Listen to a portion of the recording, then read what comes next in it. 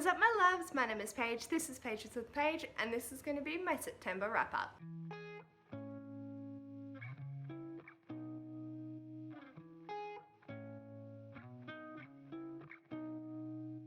Alrighty, and don't forget to use my code PAGE10 at Bookish Biancareads. She makes wonderful bookmarks, candles, and book sleeves. PAGE10 at the checkout. So this is going to be a wrap up of all the things that I read for both Becca's Bookopoly-thon as well as the Not Safe for Workathon, which I host. And they were both running for the entire month of September. I thought I would just talk through the books, what prompts they fulfill, as well as the ratings and all that good fun shit. For Not Safe for Workathon, I've had one triple up and one double up, and then the rest were just one prompt each, as well as for Becca's Bookopoly-thon, I had originally 7 rolls and they were my main ones, and I did manage to complete those. So yeah, let's get into it. The first book I read was A Phoenix First Must Burn, edited by Patrice Caldwell. So this was a collection of short stories following the Black experience, gender, identity, and just a whole other range of Black girl magic, and it was really wonderful. Overall, I gave this a 4-star. There were definitely some standout short stories, and I'm not sure if it's just the stories themselves that weren't of a 5-star caliber, but I had quite a few 4.5s, then majority were 4s, and then the 3.5. So my favorites were When Life Hands You a Lemon Fruit Bomb by Anne-Marie, Hearts Turn to Ash by Danielle Clayton, Letting the Right One In by Patrice Caldwell, and The Curse of Love by Ashley Woodfolk. They were my favorite stories in this, and yeah, I'm really happy that I read this. I was really interested in picking it up. For Not Safe for Workathon, this was G-Spot. Mood, read a book that you think will hit the spot. There's that. And then for Bookopoly-thon, this was, I swapped it out, so this was my most recent purchase. Next was Swallow the Air by Tara June Winch, and this was a really short story as an audiobook, and it was following an Aboriginal girl's experiences growing up, her family, relations, understanding her history, identity and culture, and there was a lot packed in for such a short audiobook, but I really enjoyed it and I gave it 4 stars. I think it was a really interesting take on a non-linear fashion and how we remember our own lives. Similar to another book that I read with, we don't remember things or our lives chronologically, we remember them in snippets, and I think both of these books encapsulated that really well. So yeah, like I said, I gave this 4 stars. This was for Orgasm, listened to an audiobook, and then for Not Safe for Workathon, and then for Becca's Bookopoly-thon, it was a friend pick, and April kindly picked it for me because she's amazing and knew I needed something short. Next, the book that put me into a reading slump, and I finally finished it a month later. That's The Vanishing Half by Britt Bennett. So this is following 2 Black ladies. One decides to pass as white and the other goes back to her hometown, where they prioritize and feel best about people with the lighter skin, although they are technically all black. And then it's following the twins and then their daughters eventually meet. It's told in a very non-linear fashion, like I was stating before. I think it was a really interesting way of following the story of these characters.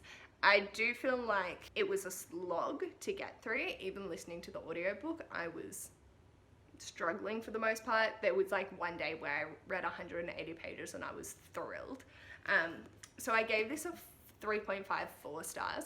I feel like because my experience is not necessary, it wasn't something that was going to blow me out of the water as a 5-star read. You always hope that, but for me, like, being white, not having to go through any of this, I could understand it, but it wasn't that heartstrings relatable experience, which I know so many other people have got from this, and I'm so thankful for, because they're the ones that need this book to have that relatability too. And then I get this book for education and realizing like, oh my god, like all these different things happen. And I think it's interesting because the conversations that we had at book club about this were absolutely fantastic. So yeah, really happy that I've picked this up, and I found it really interesting. This fulfilled 2 prompts for Not Safe for Workathon. The first being Golden Shower, read a book with gold on the cover. Yep. And as well as 2 Girls, 1 Cup, read a book that's been recommended to you by 2 or more people. This has definitely been recommended more than twice. So yeah. For Becca's Bookopoly-thon, it is for a foiled cover. Then I read the group book of Not Safe for Workathon, and that was A Girl Like Her by Talia Hibbert, and fuck, I love this shit. It was brilliant. 5 stars. I think just everything about it was perfect. It was funny but had serious conversations. It was enjoyable, it was smutty but also pure at the same time, and I just adored it. This was fulfilling 3 prompts for Not Safe for Workathon. The first being Papa, read a relaxing book or opens you up, so definitely a relaxing book on that front with it being so enjoyable. Then Lube, read a book that's easy to glide through. I read this in like just over 24 hours. I think it was so easy and wonderful to listen to. And then Clip, read an underhyped book or one that was hard to find. I know Chloe Brown has been hyped up like nobody's business, and I'm so thankful because it sounds like a really amazing book and I can't wait to get to it. But this is definitely underhyped and I feel like it deserves more praise. So yeah, definitely highly recommend picking this up. 5-star read. Fantastic. Definitely got me out of my reading slump. And for Becca's Bookopoly-thon, it was to read the first in a series. Then I read Loveless by Alice Oseman, and oh my god, I adored this. It's definitely a 4.5, but I can understand it being a 5 for so many people, and I would definitely mark it as a 5 on Goodreads. Just because I think that the story is so important, and I feel like because it's not my experience, and with me in my rating I need relatability in some stretch of the world, so like it's a 4.5 because there is so many relatable elements to it, but her feeling of not having sexual desire or not doing particular things, that was something that I was like, oh shit, people don't do that, which is good. This is what the book is intended for people that aren't ace, but people that are ace get to have that representation in texts that haven't been there before. So yeah, I was really thrilled to find that it was such an enjoyable, well-written read, and I had so much fun. And Alice Oseman is a fantastic author. This was for the Jaffa caking prompt. Read a book while eating dessert, or your favorite food. I had tea, ice cream, and cheese tomato toasty while reading this. So yeah, definitely fulfilled that. For Becca's Bookopoly-thon, it was for LGBTQIA+ representation. And also, can we just point out, I did not realize, but when we are talking, where is my thing? But the LGBTQIA+, quilt bag. Quilt bag! I have a quilt bag! I lost my shit over that for about half an hour. I did not realize that was an acronym that could be formed. And I literally sat there and I was like, LGB, holy shit. But yeah, so really happy that this exists in the world. Then my Chonka buddy read, and I am so thankful I did not fail all my buddy reads this month. I managed to get one in. That's all that matters. I read the group book and I read this, and that is The Well of Ascension by Brandon Sanderson. Holy fuck, Brandon Sanderson is a master of fantasy, and I absolutely adored this. I found that like the criticism that it's slow to get into definitely applied here, but once I was in, and it wasn't long enough for it to really be noticeable for me, and I was also in the reading slump with The Vanishing Half, so I wasn't really feeling that it was this because I wasn't reading at all. And then when I got into it, and it was brilliant.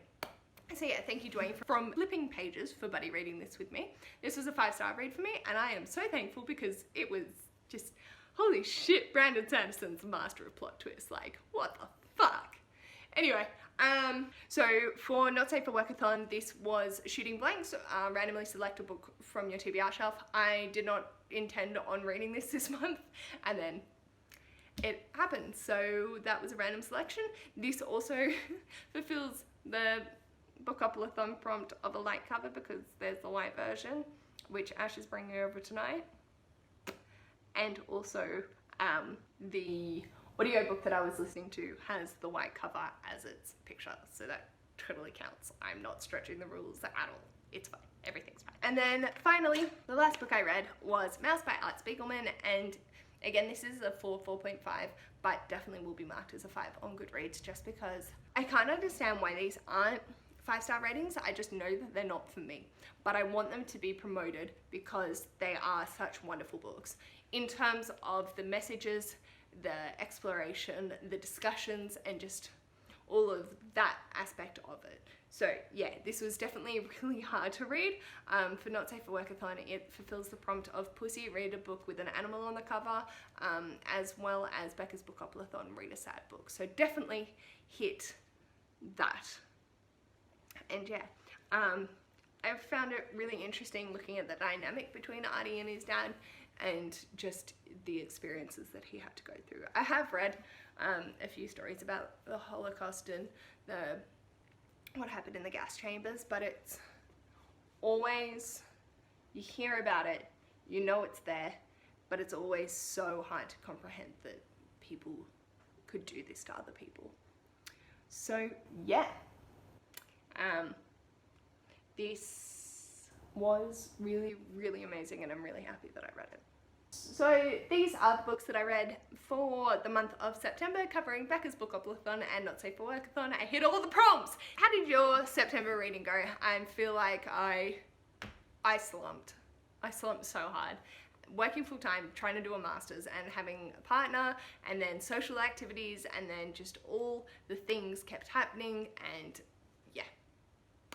But I still read 7 things.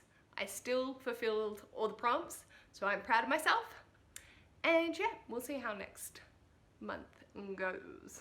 So yeah, my October TBR should be linked below. It's also cursed, so we'll see, but yeah. If you like this video, feel free to give it a thumbs up, and if you'd like to subscribe to see more of this mess for free, and I'll hopefully see you in my next video. Bye!